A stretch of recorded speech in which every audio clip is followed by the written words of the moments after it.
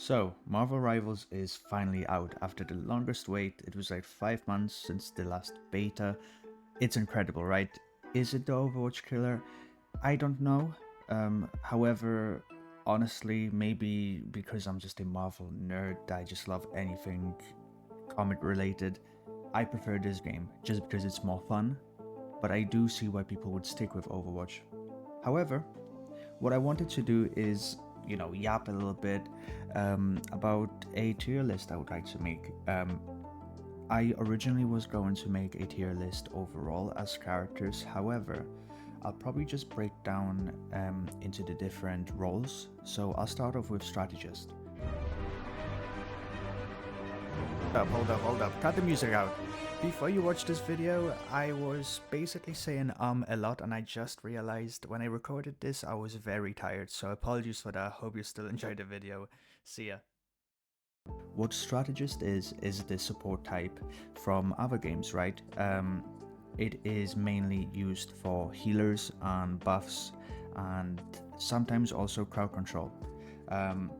Strategist consists of Mantis, Luna Storm, Loki, the favored boy Jeff, Adam Warlock, Raccoon, and Cloak and Dagger, or Dagger and Cloak, whichever way you want to say it. And in my opinion, it is probably the most powerful role in the entire game. If you haven't played Strategist because you don't really like, being the healer of the team, trust me, it's so much more than that. And here we will do a tier list, break down the characters a little bit, not too fully in depth, just because this isn't really a guide, but it's just something that I enjoy doing, and I'll do it for each other role, and it gives me something to post, right? Right now, this channel is new, so if you enjoy the content that you see and the future content, because I want to be super versatile, make sure to like and subscribe, and comment anything down below, any feedback, anything that you would like to see in the future, including this game and other games, or just anything in general. Okay, so let's hop into this. First of all, we will start with the best girl out there, which is Mantis. Mantis is a buff heal support with CC. Her supportive abilities are great because she basically has a buff ability which increases movement speed and damage, and then she has a healing ability which heals over time with a small burst at the start. So she is not as good at specifically healing as someone like Adam Warlock. However, she's a jack of all trades, right? She's mainly to get the damage output out of her own teammates. That's why any Mantis player that you will see, they will have very, and I mean very high assists. And I had multiple games with 20 plus, about even 30 assists, right? She is amazing, very underrated just because of the character that she is, right? People will think that Mantis, or just because it's Mantis, she's not that great. However, she is amazing. Some of you might think at first that Mantis looks okay, she doesn't look amazing. However, trust me when I say this, she is one of the best supports out there. If anyone tells you anything else, it's just because they're not good at it, or maybe if they say that she's higher in the tier list, it's because they're amazing at her. At the end of the day, the tier list is basically a mix of course, bias. However, me trying not to be as biased, and also looking at just the technical side of everything. So how you can outplay the characters, how good they can be, and they are basically ceiling, right, of how good they can actually get. And if you have a really dedicated, good Mantis, she can genuinely be S. I was thinking about putting her S+, but the other supports that are in this game, they are also quite crazy. So obviously, you don't have to take my tier list word for word. However, I'm putting out this tier list to maybe allow you to compare multiple tier lists and say, for example, someone like Iron Man, right, just to get away from the supports a little bit. Someone's tier list, he might be S+. Someone else's tier list, he might be D. For my tier list, he might be around A, B, so you can just play with averages, being like, okay, Iron Man is probably around this level of good. And then, it's just how good you get with him is how good you think he is, right? Moving on to the next character, and it is Luna Storm. Quite good. I'll be honest with you, she's my least played support so far. However, of course, she has the attack where she deals damage to enemies, heals your allies, so you don't have to rely on any abilities to heal your allies. You can just shoot them, right? Which is really good. What I would say is that Luna Storm, obviously, technically, she would be with Mantis. Personally, I would put her A+. However, just because of how similar she is to Mantis, I would put her with Mantis at the S tier, which, once again, trying to be the most unbiased person, but we'll add onto the tier list as the videos go on. So obviously you can see the comparison at the end when we do tanks last, just because I have the least experience with tanks so far, and you'll be able to see every character, right? Next character that I would like to dive into is Jeff. And Jeff is a make or break character because he can win games, but he's also very squishy. The good boy Jeff. He basically has a non-damaging projectile for his healing, which can heal multiple allies at the same time. Really good. Then he has a type of, what do you call the impact? Yeah, impact damage projectiles with his aqua burst, which is really good, especially in chokeholds. Please use that in chokeholds because it's very powerful, especially when your team is also just throwing their projectiles in there too. His ultimate is probably the best thing about him by far. He swallows both enemies and teammates, and he can basically spit them out at different times. Normally what you will see is Jeff players just throwing the enemies off the map and boom, they are dead, right? So that's probably the best thing about Jeff right there by far. If I just did a personal tier list, I'd probably put him on A, which is still good. Remember, there's no bad tiers on this tier list just because of how overpowered everyone is. Normally, you'd probably say that Jeff should be S+, just because of how popular he has gotten with this game coming out. However, personally, and looking at the technical side of things, I do believe some of the other supports are better. I would probably put Jeff between S and A+. His ultimate is the thing that makes him, however, it doesn't, always kill, and there's so many characters that can fly. So more people will kind of realize, well, it's not really that good. It is really good, but not that good. Some people might be overhyping Jeff to S+. However, right now I'll put him A+. Listen, if you want to kill me in the comments, you can. However, once again, this is my tier list, and compare with other tier lists, and then you can find your medium, your average of where Jeff should be. Next support that we will be going to is the one and only Cloak and Dagger, which those two are incredible. Main reason is because Dagger is all healing, as you can see here. Cloak is basically just a Moira. If you ever played Overwatch, well, similar to Moira, he does so much damage. I hate him. He does too much damage. He has a blinding life force, right? Well, dark force, sorry. So it's just focused more on debuffing your enemies rather than anything with your allies. And of course, he has the dark teleportation, which makes you and your allies within the range invulnerable, but it's very short and it's mainly used as a counter between big moves, right?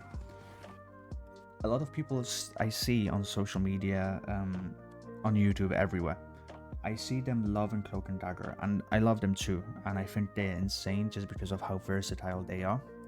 So because they are not just support, they are literally DPS and support in one, they have to go S+. They are probably the best character in the entire game if you think about it. Not just out of the power, but just out of the versatility. You're getting yourself a support character, but you're also getting yourself a duelist at the same time. So that just deserves nothing less than S plus in my opinion, unless they really reduce the damage of Cloak, or they prioritize one form over the other. Because if, for example, Cloak isn't powerful but Dagger is, then obviously that would put them a little bit lower because they wouldn't be so versatile, because then why would you switch to Cloak? So, however, it's only season 0, so we are not at that point just yet. Next support character that we will go to is Loki.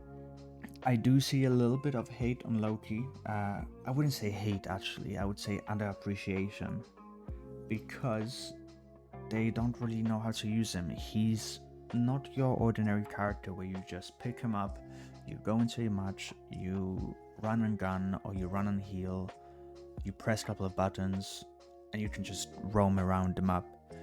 He's very defensive in his playstyle, but also very smart. You really have to go for the combos and outplaying your enemies rather than just shooting them.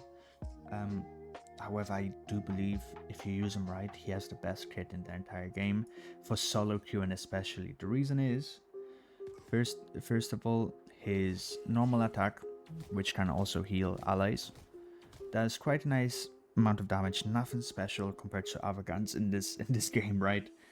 However, what makes it special is that you can put a doppelganger down, right, which is his clone. Not one way, but 2 ways. So you can go invisible. You can go invisible and put down a clone, and then you can also just put down a clone long range wherever you want, and teleport to them too. So he gets that movement there. And you can go up to 2 other clones, so there's 3 of you on the map. Normally what you would say is, okay, cool, a clone is cool because it might confuse the enemies, but at the end of the day it's just a damage sponge, right? However, no, not only he can just teleport to them for movement, right? When he teleports, he leaves a clone behind him, and you might be like, okay, that's okay, but still nothing special. Well, all of his clones copy every one of his abilities. By every one of his abilities, I mean 2.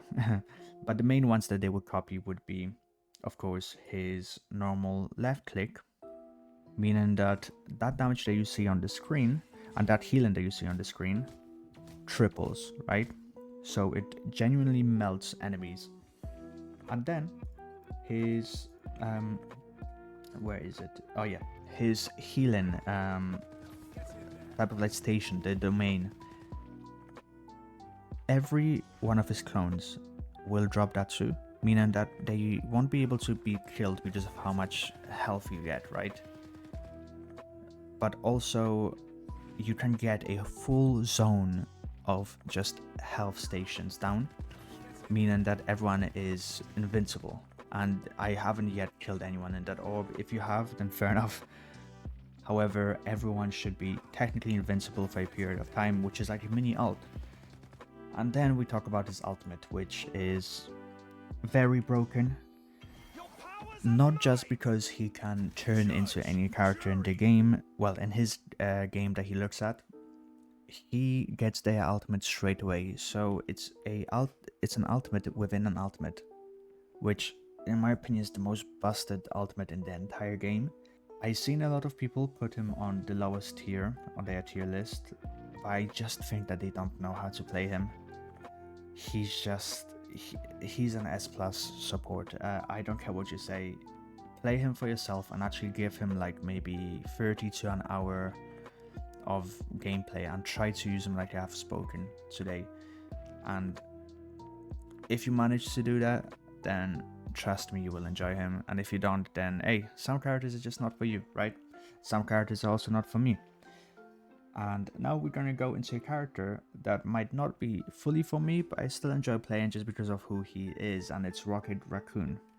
Rocket Raccoon is basically your most basic healer in my eyes. He gets a nice type of like minigun, right? Which does decent amount of damage. It's mainly used for suppressive fire in my opinion, especially how quick the projectiles are, so that's good. He gets his healing orbs, which is really good. That's something that I think is probably his second most powerful thing. It bounces off walls, it bounces off ceiling, anything, right? And it just heals anyone that it comes close to. And it does quite a good amount of healing if you can spam it, which obviously you can, so that's a W. He also has a wall run, which is just good for his movement. He has a jetpack dash, 2 of them actually, so that's good just to get across the map, high ground just to heal your teammates. He has a BRB station, which basically revives anyone that dies on that relay deployment, right? So they can just get right back into battle, which is busted, especially that it's not his ultimate, so that's crazy. Of course, we spoke about his passive. He has also glide, which just helps him go across the map, so nothing massive. Then he has his ultimate, which just amplifies damage, which is really good. However, it's stationary, and majority of the time your team will be running around, so they kind of missed with the ultimate. I'll be honest with you, that you can get some plays with it, but they did miss with the ultimate. His E ability is probably one of the most strongest and helpful E abilities in the entire game. I would probably put him on A, maybe B. If we think about this, I would say B, just because everyone here does such a better job at being a support. However, B is still not bad, right? That's why I didn't include C, D, because everyone is so good in this game. Now, if I'm correct, is it the last support here? Yep. We go to the final boy, and it's the man that I mentioned at the very beginning of this video.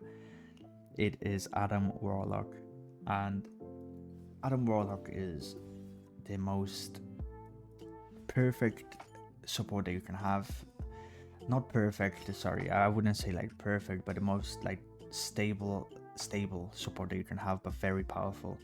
He's basically just a damage demon. He does so much damage with his left click, but he does even more with his cluster shot, which is this burst shot that can charge up to 5 shots. He can heal while using it, which is OP, and it doesn't have any damage drop up, guys, so use it in the battle line. Don't even get close to the enemy. It's so good. He has a soul bond, which if you have enough teammates around you, you will basically be invincible, as just a shift ability, which is fucking crazy. As long as you heal and that there's more than, you know, just one other bonded, you're basically invincible for a period of time, which is W ability. That's just winning across the way. His E is just a healing that actually links to other allies around them, so it's really powerful, probably the best heal out of the entirety of support as just a normal E heal. His passive is the team up that you saw with Mantis, where it's a Raccoon, but it's for him, just him. He doesn't need a team up to actually activate it. Then his team up is basically just enhances the rebirth, so his allies can use it. It's very unselfish, right? And then his ultimate, his ultimate is, it's crazy, because it can revive any ally for 10 seconds if they are in the range of the orb, straight back into the field, right? With less health, yes, but then you can soul bond them and heal them, and then boom, you're just pushing the enemy back once again non-stop. They want the fight. No, he turns the fight. He is the single character that can actually win you the match just by his abilities. Like, he could be the changing factor. You might be saying, yo, Raf, stop the glaze for Adam Warlock, okay? You're glazing him too much, and I do agree, I am glazing him a lot. However, try him and you will understand. However, I don't think he's an S+ character, right? Because I think he is what a support should be. However, I feel like these two guys, Cloak and Dagger and Loki, just do everything that you would want from a character in a game, right? Loki and Dagger are not just supports. They are supports and duelists And you could argue, I'm not going to say that he is, you could make an argument that Loki can also fill in as a tank. The reason I'm saying that is just because of his clones, of how you can put them, and they count as a character. So if you are pushing the payload, they stay there, and they actually have a good amount of health. It's not like they are just one shot, destroyed. You actually do have to put a couple of bullets or anything that you are using as your power to actually defeat them. So this is my tier list. If you don't agree, that's completely fine. However, once again, compare it with everyone else and see where the characters are lying in for you. If you see Loki in D, then maybe in your eyes he could be a B tier, but that's completely fine. What we will do is I will do duelists next and then tanks after that, so you can see the season 0 character tier list, my one. If you have watched this far especially, then thank you so much. I hope you liked the video. I hope you took something away from this video. I know it was mainly just the baseline information that you can find in the game with just a little bit of my opinion and my advice. However, I'm so open to any sort of feedback that you may have in the comments. I'm pretty much treating this video as if I was streaming, but I'm not streaming. So it's pretty much raw, but that's how I like doing my videos, quite raw, quite down to earth, speaking with you guys. So yeah, if you enjoyed, please subscribe and comment down below what you would like to see if you have any feedback, and I'll catch you in the next video if it's going to be Mafia playthrough or Marvel Rivals, which most likely is going to be Marvel Rivals just because that shit got me in a chokehold. But anyway, enjoy your day. See ya.